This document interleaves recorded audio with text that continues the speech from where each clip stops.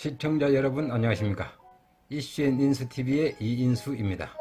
현행 선거법으로는 2022년 3월 9일에 대통령 선거, 2022년 6월 1일에 지방선거가 있습니다. 당장 2년 후에 열리는 대통령 선거가 조만간 초미의 관심사로 떠오를 텐데요. 눈 씻고 찾아봐도 보수당의 인물이 없어요. 민주당이 두려워할 만한 사람이 딱 한 명 있어 보이긴 합니다. 잠룡들이 민주당에는 차고 넘치는데요. 현재로서는 보수당인 통합당, 한국당에는 차기 대통령감이 없어 보입니다. 어느 언론에 씨가 말랐다고 표현했던데요. 한교안, 홍준표, 유승민, 안철수, 김세연 등 누굴 내세워도 민주당의 10위권 안에 있는 후보군들을 이길 만한 사람이 없어 보입니다. 반면에요, 민주당에는 에이스도 차고 넘쳐요. 이낙연, 이재명, 박원순, 김두관, 또 김부겸, 정세균 등 경쟁력 있는 분들이 절비합니다. 또 구원투수용 후보로도 차고 넘칩니다. 김경수, 임종석, 조국, 유시민도 있습니다. 눈 감고 헤아려도 좋기 10명은 더 되는 것 같아요. 당장 선거해도 준비된 사람이 많고요. 저는 보수당 대통령 후보로 나와서 민주당에 가장 위협이 될 만한 사람이 누굴까 하고 생각을 해보면요, 딱 한 사람 눈에 들어오는 사람이 있습니다.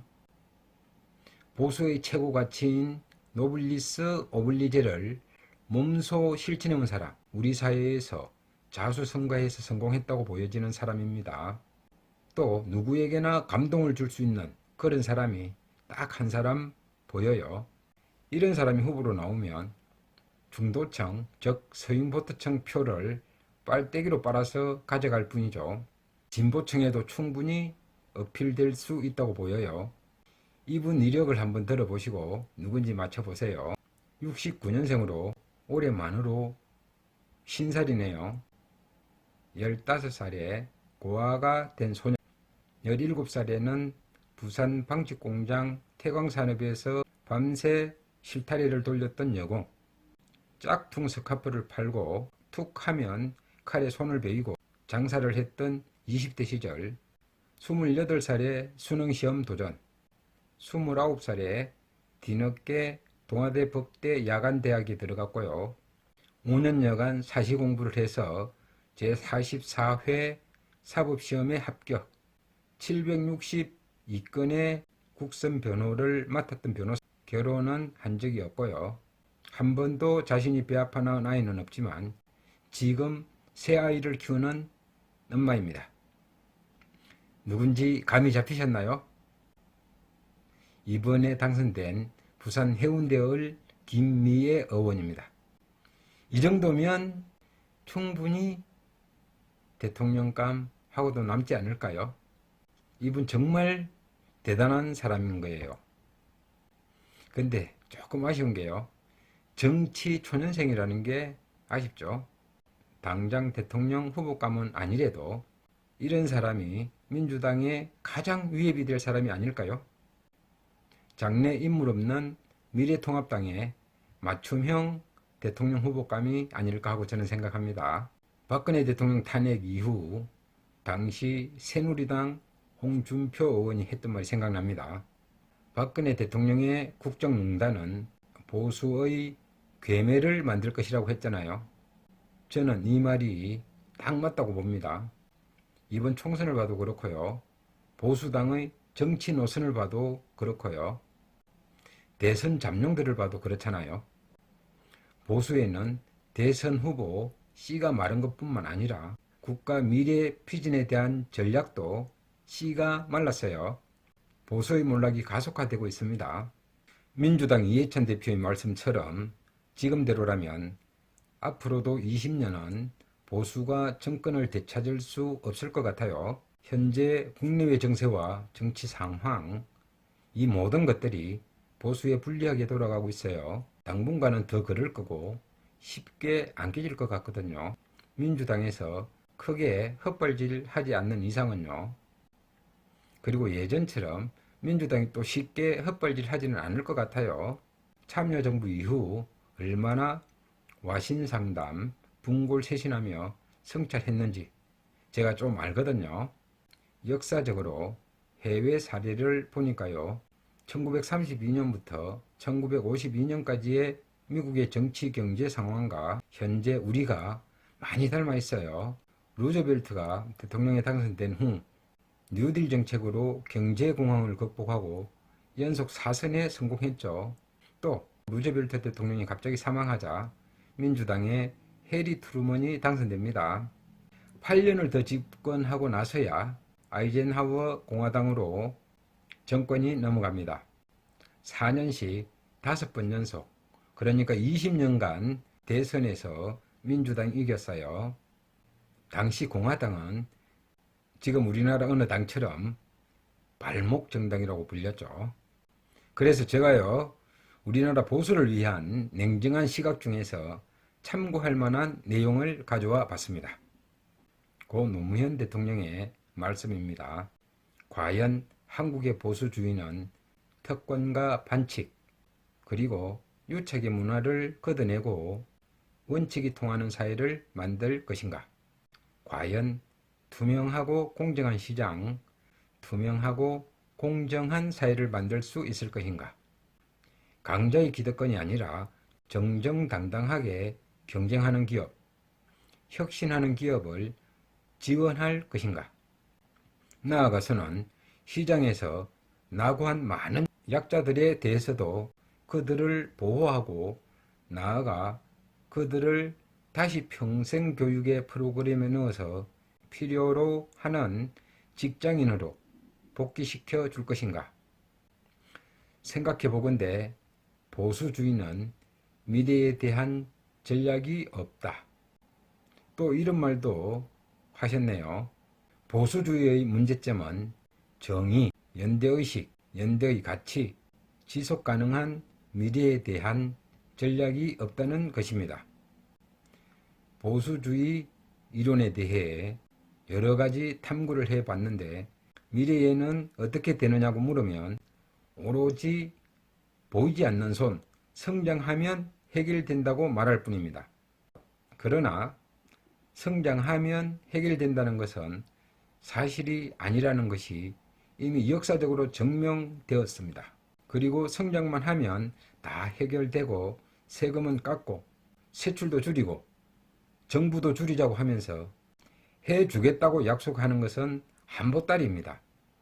그러니까 정치의 신뢰를 깨트려 나가는 것이지요. 이렇게 하면 정치가 망합니다. 정치가 망하면 나라도 망하지요. 여기까지가 노무현 대통령의 말씀입니다. 오늘날 한국 보수당을 위한 훌륭한 가르침이라고 생각하지 않으십니까? 이제 제 생각을 말씀드리겠습니다. 보수가 모델링에 성공하기 위해서는 노무현 대통령의 말씀 잘 곱씹어 보면 정답이 있다고 생각합니다. 핵심은 국가의 미래에 대한 전략을 만들고 우리 국민에게 비전을 제시하고 그 전략에 따라 국회와 모든 지방자치단체에서 당이 주장하는 모든 미래 전략으로 정치 활동을 하면 됩니다. 제발 발목 정당 그만하시고요. 그래서 국민들로부터 선택을 받을 수 있도록 해야 합니다. 저는 개인적으로 미래통합당은 통합이 아니라 전부 해체해서 다시 모이는 게 낫다고 봅니다. 좋은 정당을 더 빨리 만드는 것이 집권 여당이 될 수 있는 지름길이라고 생각합니다. 20년 전 삼성이 세계 시장을 석권하기 위해서 마누라 빼고 전부 다 바꾸라고 한 그 경영 철학처럼요. 보수는 지역적인 리모델링이 아니라 대대적인 혁신이 필요한 시기입니다. 현재는 가속도가 붙어서 몰락해가는 정당이잖아요. 현재의 인적 자원과 시스템, 과거 지향적인 태도라면요. 아무리 개조해도 망하는 시간을 조금 더 연장할 뿐이라고 보입니다. 그리고 이번에 주호영 원내대표가 광주를 찾아가서 임을 위한 행진곡을 함께 부르며 사죄했던 것처럼 과거사의 얽힌 문제를 빨리 털어야 한다고 봐요. 민심을 먹고 사는 사람들이 피해자들의 아픈 가슴을 후벼 파는 것은 자살골 넣는 것과 같은 겁니다. 5.18 광주뿐만 아니라 4.16 세월호 사건과 박근혜 대통령 탄핵건도 역사적 매듭을 빨리 지어야 민심을 돌릴 수 있다고 봅니다. 당명도 바꿔야 할 것 같고요.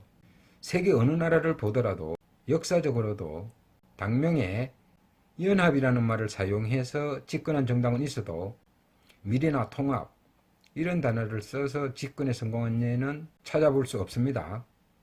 차라리 중도신당 이런 정당 이름은 집권한 예가 있지만요. 우리 국민들께 나라를 어떤 나라로 만들 것인지 명확한 비전을 제시해야 합니다.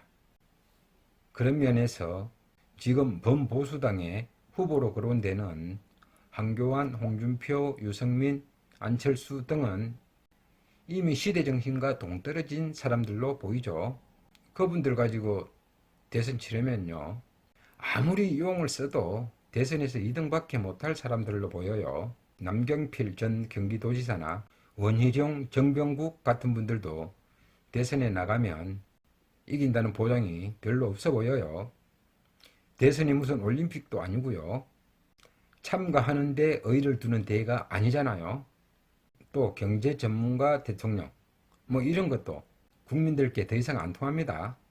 이명박을 경제 전문가로 이미지 메이킹해서 집권하는 데는 성공했지만 지금은 국민들로부터 비난의 대상이 되었잖아요. 이제 우리 국민들이 경제 전문가 운운하면 속는다는 생각이 들어서 그런 말 안 믿죠. 국민들이 한 번 속지 두 번 속지 않거든요.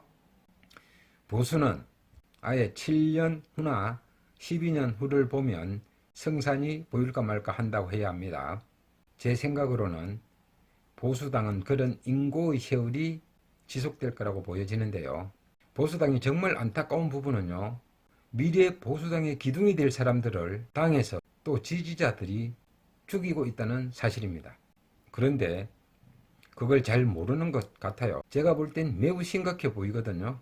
예를 들면 이준석 최고위원 같은 친구들요, 당에서 오히려 철저히 관리하고 키워줘야 하는데 당의 어른들이라 하는 사람들이 또 보수당 지지자들이라는 사람들이 뭘 지각한 것인지 요새 보면 이준석을 코너로 몰고 있어요. 친구나 정상이지 비난하는 사람들 대부분은 전부 엉터리들입니다.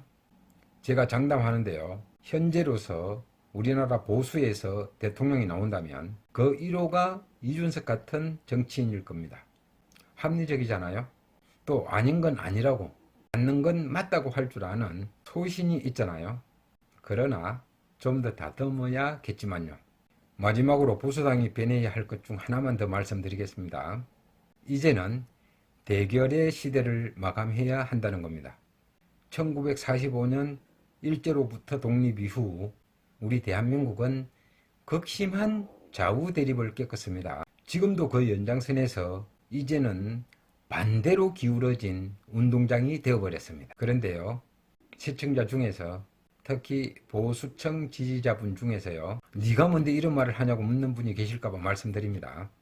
노무현 대통령이 추구했던 철학 중 하나는요, 해방 이후 이어져 온 극심한 이념 대결의 역사를 청산하는 것이었습니다. 좌파와 우파, 진보와 보수라는 이분법으로 진영을 나누게 해서 죽기 살기로 싸우게 하라는 것이 아니라 이런 문화를 극복하자는 것이었습니다.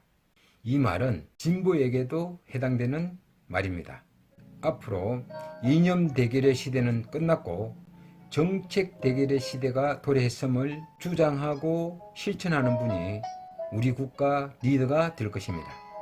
보수 논객이나 정치인 중에서도 국민 통합을 전면에 내걸고 강력하게 주장하는 분이 있었으면 좋겠습니다. 오늘 제 이야기가 마음에 드셨나요? 언제나 대안을 제시하는 방송 이슈앤인수TV의 이인수였습니다.